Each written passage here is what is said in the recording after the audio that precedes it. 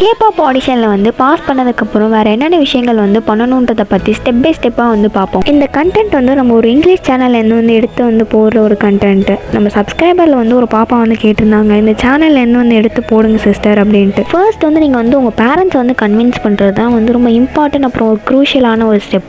ஏன் வந்து இது ரொம்ப ஒரு க்ரூஷியலான ஸ்டெப்புன்னு சொல்லலாம், உங்கள் பேரண்ட்ஸோட சப்போர்ட் இல்லாமல் உங்களால் வந்து கொரியாவுக்கு வந்து மூவ் பண்ண முடியாது. ஸோ அதனால் கண்டிப்பாக வந்து உங்களோட பேரண்ட்ஸ் சப்போர்ட் வந்து உங்களுக்கு வந்து தேவை. ஓகே, நீங்கள் வந்து இப்போ வந்து கொரியாவுக்கு வந்து மூவ் பண்ணுறீங்கன்னா பேசிக்காக வந்து அங்கே என்னென்ன வந்து தேவைப்படும், கண்டிப்பாக வந்து ஃபுட்ஸ், அப்புறம் வந்து நீங்கள் அங்கே ஸ்டே பண்ணுறதுக்கு வந்து ஒரு ஹோட்டல் ரூம், அப்புறம் வந்து டிரான்ஸ்போர்ட். ஓகே, இதுக்கெலாம் வந்து எவ்வளோ அமௌண்ட் வந்து தேவைப்படும், கிட்டத்தட்ட வந்து 2,60,000 rupeesலேருந்து 4,32,000 rupees வரைக்கும் தேவைப்படும். ஆமாம், கண்டிப்பாக வந்து உங்களுக்கு வந்து இவ்வளோ அமௌண்ட் வந்து தேவைப்படும். இதுதான் வந்து மினிமம் அமௌண்ட்டே. கொரியா வந்து என்னதான் ஒரு பியூட்டிஃபுல் அப்புறம் சேஃபஸ்ட் கண்ட்ரியாக இருந்தாலும் ஒரு பர்சன் வந்து உங்களை வந்து கைட் பண்ணுறதுக்கு வந்து கண்டிப்பாக வேணும். உங்களோட எமர்ஜென்சி சுச்சுவேஷன் அப்போது ஹெல்ப் பண்ணுற ஒரு பர்சனாக தான் இருக்கணும். நெக்ஸ்ட் வந்து உங்கள் ஃப்யூச்சரை வந்து நீங்கள் தான் வந்து கன்சிடர் பண்ணிக்கணும். ஏன்னா கேபாப் ஐடல்ன்றது வந்து ஒரு சாதாரண விஷயம் இல்லை, அது வந்து ஒரு லாங் டைம் கமிட்மெண்ட். நிறைய ஹார்ட் ஒர்க் வந்து நீங்கள் பண்ண வேண்டியதாக இருக்கும்.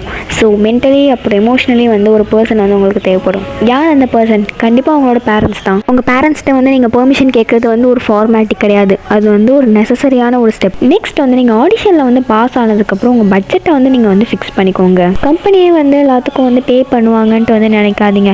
அன்லஸ் அவங்களோட நீங்கள் டாப் கண்டஸ்டண்ட்டாக இருந்தீங்கன்னா அவங்க கம்பெனிக்கு வந்து நீங்கள் கண்டிப்பாக தேவைன்னா அவங்க கண்டிப்பாக வந்து உங்களுக்கு வந்து பே பண்ணுவாங்க. கம்பெனிக்கிட்ட வந்து இமெயில்ஸ் இல்லைனா வேறு ஏதாவது வேலை வந்து உங்களோட ஃப்ளைட் டிக்கெட்டையாவது மட்டுமாவது வந்து அவங்கள பே பண்ண வந்து சொல்லலாம். ஆனால் மோஸ்ட் ஆஃப் த டைம் வந்து கம்பெனி வந்து உங்களுக்காக வந்து பே பண்ணாது.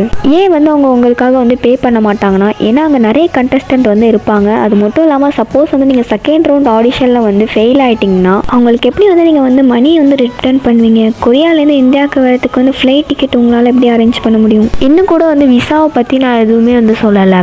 ஷார்ட் டைம் விசாவுக்கு வந்து ஒரு ஆளுக்கு வந்து 4,000 rupees வந்து தேவைப்படும். அப்புறம் வந்து உங்களோட ஃப்ளைட் டிக்கெட் கண்டிப்பாக வந்து 50,000 rupeesலேருந்து 70,000 rupees வரைக்கும் உங்களுக்கு வந்து தேவைப்படும் ஃப்ளைட் டிக்கெட்டுக்காக. நான் சொன்ன இந்த அமௌண்ட் வந்து வெறும் ஒரு ஆளுக்கான ஃப்ளைட் டிக்கெட் அமௌண்ட். உங்களோட பட்ஜெட் என்னன்ட்டு வந்து நல்லா வந்து ப்ரிப்பேர் பண்ணிக்கோங்க. அப்புறம் கொரியாவுக்கு போகிறதுக்கு முன்னாடி வந்து அங்கே புக்கிங் ஹோட்டல்ஸ்லாம் வந்து என்னென்னட்டு வந்து சரியாக வந்து பார்த்துட்டு போங்க. முடிஞ்சால் கைடுக்கு வந்து ஒரு ஆளை வந்து வைக்க பாருங்கள். நிறைய பேர் வந்து நீங்கள் என்ன நினைக்கிறீங்கன்னா ஃப்ளைட் டிக்கெட் மட்டும் வந்து புக் பண்ணால் வந்து போதும், பாக்கியெல்லாம் வந்து கம்பெனி வந்து பே பண்ணி கொண்டு வந்து நினைக்கிறீங்க. ஆனால் அது உண்மை கிடையாது. அன்லஸ் அவங்களோட நீங்கள் ட்ரெயினிங் ஆகிற வரைக்கும் உங்கள் ஆடிஷன் வந்து எண்ட் ஆகிறதுக்கு வந்து கொரியாவில் நீங்கள் வந்து ஸ்டே பண்ணுறதுக்கு வந்து அட்லீஸ்ட் வந்து 20,000 rupeesக்கு மேலே வந்து ஆகும். கொரியாவில் ஃபர்ஸ்ட் ரவுண்ட் ஆடிஷனை வந்து நீங்கள் வந்து முடிச்சிட்டிங்கன்னா செகண்ட் ரவுண்ட் ஆடிஷனுக்கு வந்து 1லேருந்து 2 weeks வரைக்கும் உங்களுக்கு வந்து பிரேக் வந்து தேவைப்படும். இன்னும் சில கம்பெனிஸ் வந்து 2 rounds மட்டும் வைக்க மாட்டாங்க, 3-4 rounds கூட வந்து வைப்பாங்க. ஸோ நீங்கள் அங்கே வந்து ஸ்டே பண்ணுறது வந்து வீக் கணக்கில் கூட வந்து வராது, கிட்டத்தட்ட அந்த மந்த் கணக்கில் வந்து நீங்கள் கொரியாவில் வந்து ஸ்டே பண்ணுற மாதிரி இருக்கும். ஸோ ஹோட்டலில் வந்து ஸ்டே பண்ணுறதுக்கு வந்து உங்களுக்கு வந்து நிறையவே அந்த அமௌண்ட் வந்து செலவாகும்.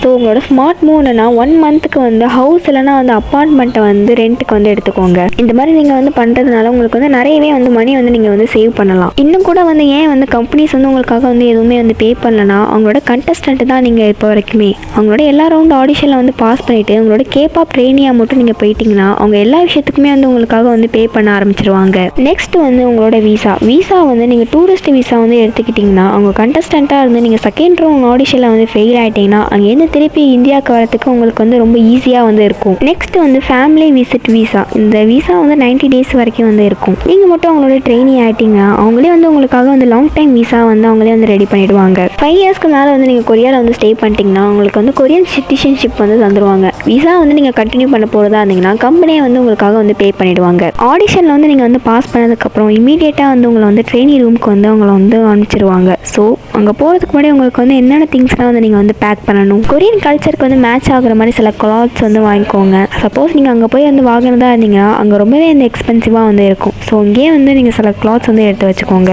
கம்பெனிஸ் வந்து சில ட்ரெஸ்ஸஸ் வந்து உங்களுக்காக வந்து தருவாங்க. நீங்கள் சிங்கிங் வீடியோ, டான்ஸிங் வீடியோ வந்து ஏதாவது ரெக்கார்ட் பண்ண போகிறதா இருந்தால். நெக்ஸ்ட் வந்து கொஞ்சம் அமௌண்ட் வந்து உங்கள் கையில் வந்து வச்சுக்கோங்க. ஏன்னா கம்பெனி வந்து எல்லாமே வந்து உங்களுக்கு தந்தாலும் ஈவன் மணி கூட வந்து தந்தாலும் அந்த அமௌண்ட்லாம் வந்து உங்களுக்காக வந்து பத்தாது. இன்னும் உங்களோட கண்டஸ்டண்டாக இருந்தீங்கன்னா டாய்லெட்ரிஸை வந்து கொண்டு வந்துக்கோங்க. லைக் வந்து 2 டூத் ப்ரஷ், மாய்ஸ்சரைசர் இந்த மாதிரி நிறைய விஷயங்கள். அப்புறம் கண்டிப்பாக அந்த மேக்கப் வந்து கொண்டு போங்க. நெக்ஸ்ட் வந்து உங்களோட எலக்ட்ரானிக் திங்ஸை வந்து கொண்டு போங்க. அவங்களோட ட்ரெயினி ஆகிட்டிங்கன்னா அவங்க கான்ட்ராக்டை வந்து நல்லா ரீட் பண்ணிவிட்டு ஃபோன் வந்து எடுத்துகிட்டு போகலாமா வேணாமான்ட்டு வந்து பார்த்துக்கோங்க. நெக்ஸ்ட் வந்து உங்களோட டாக்குமெண்ட்ஸ் எல்லாம் வந்து எடுத்துப்போங்க. லைக் வந்து பாஸ்போர்ட், வீசா, அப்புறம் வந்து உங்களோட பர்த் சர்டிஃபிகேட், அப்புறம் ஹெல்த் ரெக்கார்டு இதெல்லாம் வந்து கொண்டு போங்க. அப்புறம் உங்களோட ஃபோட்டோஸ், அப்புறம் ஃபேமிலி ஃபோட்டோஸ், உங்களோட ஃப்ரெண்ட்ஸ் ஃபோட்டோஸும் வந்து கொண்டு போங்க. நெக்ஸ்ட் வந்து கொரியன் லாங்குவேஜ் வந்து இம்ப்ரூவ் பண்ணிக்கோங்க. ஏன்னா சில கம்பெனிஸ் வந்து அவங்களுக்கு ட்ரெயினிஸ்க்காக வந்து கொரியன் லெசன்ஸ் வந்து எடுக்க மாட்டாங்க.